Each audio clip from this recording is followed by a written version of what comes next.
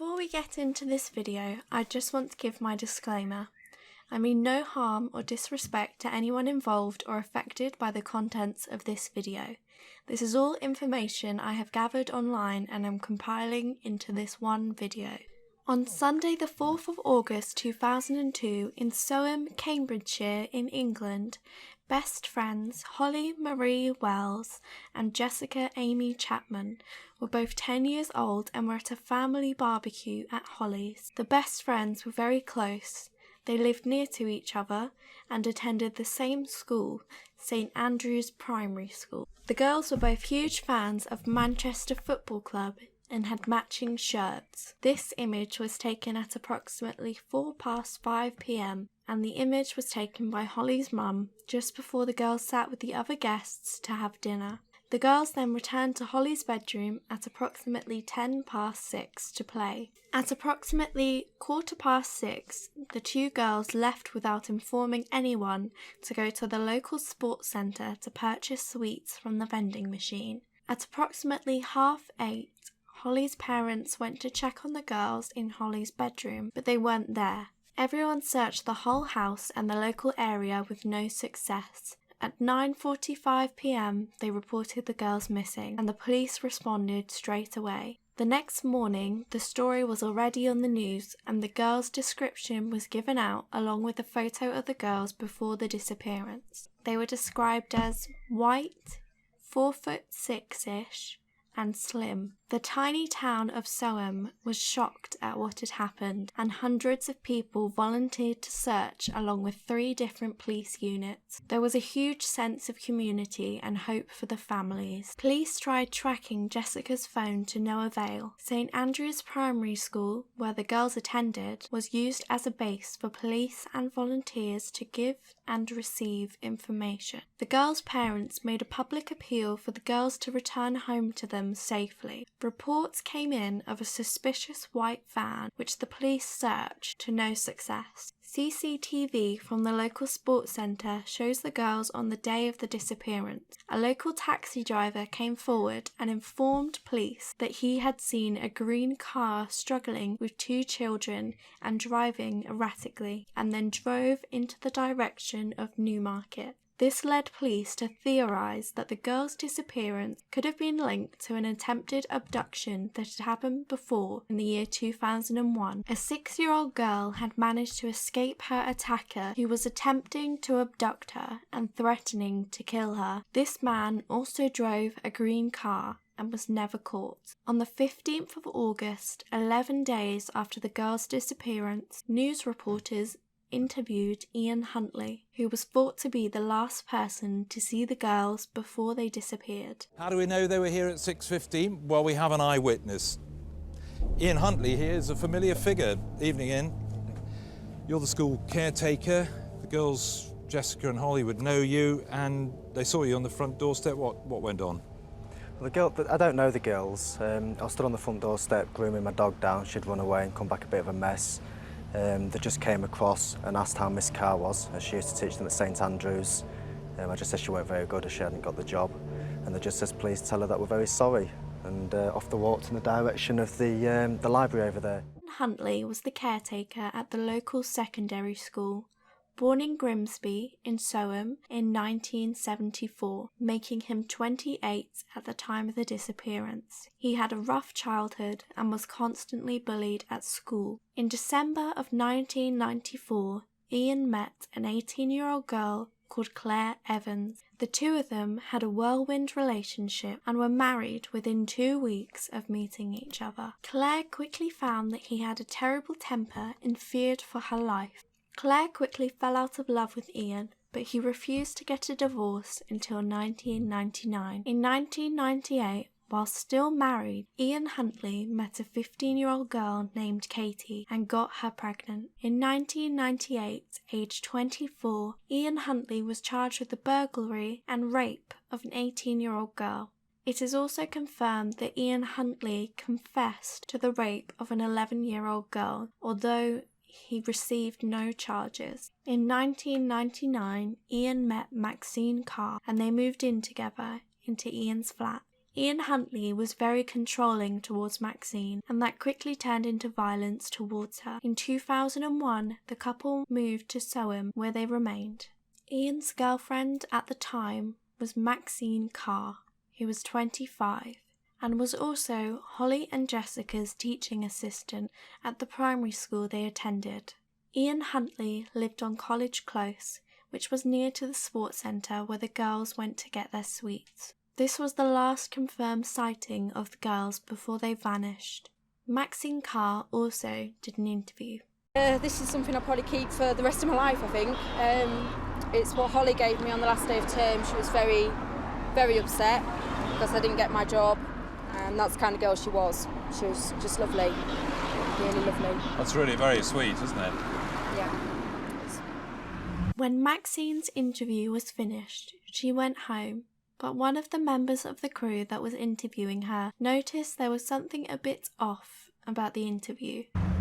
And it was just afterwards, when we came off air, that one of the producers said, you know, that was odd, Maxine Carr seemed to be talking about the girls in the past tense. And we all went, yeah, that's right. We played back the interview and we thought it was rather odd. And we thought, well, we'll go and talk to the police when they have a moment, when we next see them, and we'll talk through the interview. But they would have seen them anyway live on air, and I assumed that was already starting to play into their thinking about the case. After the police saw the interview, they became very suspicious of Maxine Carr and Ian Huntley. Ian had a strange obsession with the case. He was always wanting to be interviewed both by the police and TV. Ian Huntley didn't know the girls. The day of the disappearance was the very first time Ian had spoken to them, and police found this all very suspicious.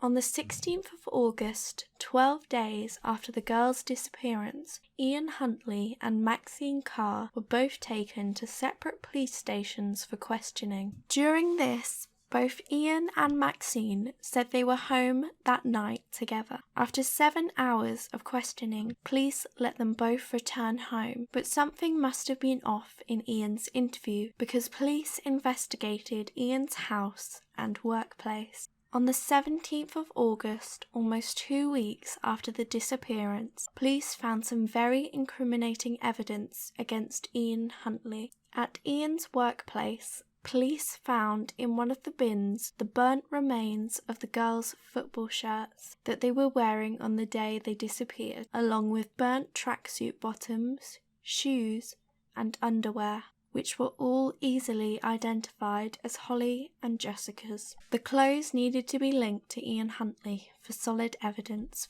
for the police, even though the clothes were found where he worked. Police removed the clothes for evidence, but the police also found human hair. They compared it to the hair of Holly and to Jessica, but it didn't match. But the hair did match Ian Huntley's. This was enough evidence for the arrest of Ian Huntley and Maxine Carr on suspicion of murder. In Maxine's second questioning, she admitted to lying in her first questioning about her whereabouts on the night of the girls' disappearance. She previously said that her and Ian were at home when actually she was 110 miles north of Soham in Grimsby, which was confirmed. This left Ian with no alibi. In the last few minutes, a 28-year-old man and a 25-year-old woman, both from the Soham area, have been spoken to by police officers and have agreed to give witness statements to us. Later that day, 13 days after the girls went missing, burnt human remains were found over 30 miles away from Soham in Suffolk. Police took the news update to the public. It is with great sadness that I have to tell you the following news. It may be some days yet before we are able to positively identify the two bodies found at Common Drove. We are certain, as we possibly can be tonight, that they are those of Holly and Jessica. Immediately, forensic experts were sent to recover the bodies and search the area where they were found. A team of experts, including me, went to the ditch and we found that it was the bodies of 2 little girls. The girls' bodies were in such a state when they were found, so forensics couldn't retrieve any information from the bodies, such as time of death and how they died. Professional botanists were called in by police to help make sense of the crime scene. We found part of the pocket of the tracksuit bottoms that one of them was wearing, part of the little plastic logo off the side of the tracksuit bottoms, and also a piece of jewellery which belonged to one of the 2 girls. Police investigated the path of nettles and found a strand of Jessica's hair attached to a twig. So now police knew a way Ian Huntley had accessed the ditch. Police now needed to prove it was Ian Huntley, so again they enlisted the help of the botanist. It was obvious to me because a lot of the nettles had gone through corrective growth. They'd been flattened, but they'd grown up and corrected themselves. And so I said to the police, well, here it is. This is evidence against Ian, as the girl's clothing was found 30 miles away at his workplace.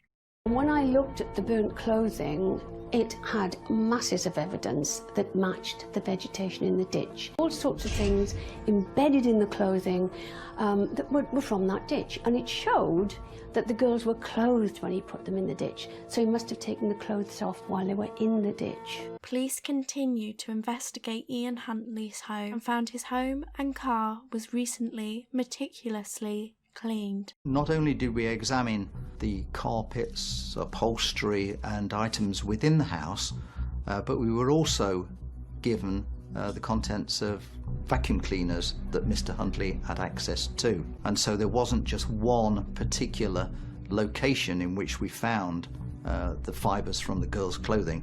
They were found downstairs, upstairs and in the bathroom as well.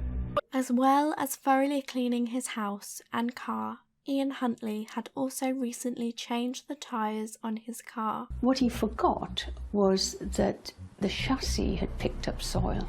The chunks of soil had the same profile as where he'd put the girls. In April 2003, Ian Huntley pled not guilty to the murder charges, which meant another court date was scheduled for November. Ian Huntley was charged with the murders of Holly Marie Wells and Jessica Amy Chapman, and Maxine Carr was charged with perverting the course of justice. It was believed by police that Maxine helped with the cleanup of the house and Carr to hide evidence. Both Maxine and Ian stuck with pleading not guilty to the crimes until 1 month before the hearing. Ian Huntley confessed to the 2 girls dying in his house, but that it wasn't murder. Huntley said in a panic he decided to hide the bodies, but that he did not murder them. At the hearing, Huntley told police he saw the girls walking back to Holly's house and that Holly was suffering from a nosebleed, so he let the girls into his house to sort out Holly's nosebleed. Ian claims he accidentally knocked Holly into the bath and she drowned. He then went on to say that Jessica, after witnessing her best friend drown, she started screaming, so Ian put his hand across her mouth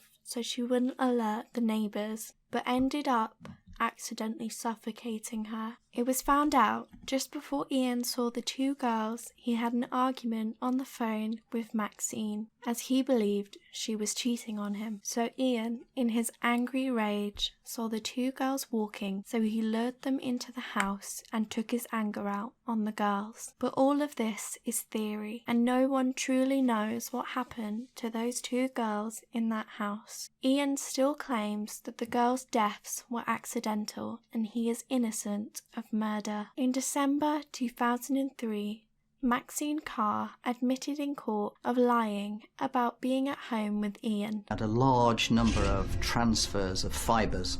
We had fibres transferred from Mr. Huntley's clothing and his home to the tracksuit bottoms. We had hairs from Mr. Huntley transferred to the items of clothing of the girls. And in total, We had 154 transfers. Even if this was an accident, it proves that Ian knew what happened was wrong and he tried to cover it up rather than calling for help. Finally, on December the 17th, 2003, the courts found Ian Huntley guilty of both counts of murder. He was given 2 life sentences and his minimum was set to 40 years. Maxine Carr was found guilty of perverting the course of justice, but not guilty for assisting an offender. She's a victim as well, because I think if she said anything, he would have probably killed her as well, and that's probably why she kept quiet, because she was scared of her own life. Maxine was sentenced to 3.5 years and was released after 1 year and 9 months. She was also given a whole new identity. On the 3rd of April 2004, the house where the girls were killed was completely